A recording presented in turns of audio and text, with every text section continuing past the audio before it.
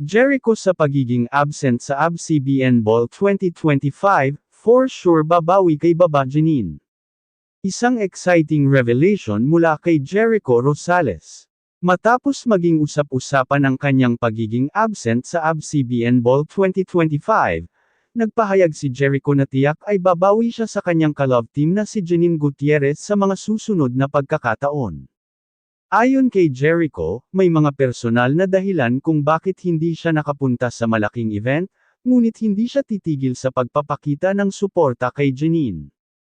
Si Jericho at Janine ay matagal nang magkaibigan at kasamahan sa mga proyekto, kaya't hindi nakapagtataka na marami sa kanilang mga fans ang nagtatanong kung ano ang nangyari.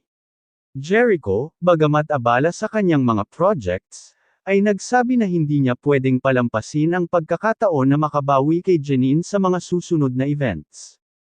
Ayon sa aktor, wala akong dahilan para hindi magpakita kay Janine.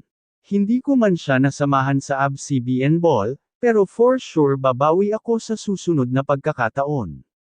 Hindi ko siya pababayaan, at laging nandyan ako para sa kanya.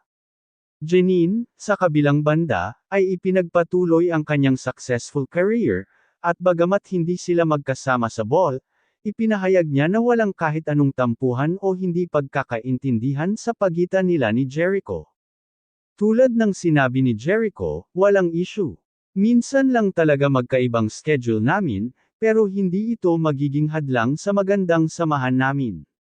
Sa kabila ng abalang schedules at hindi pagkakasabay sa mga events, malinaw na Jericho at Janine ay may matibay na pagkakaibigan at supportive sa isa't isa.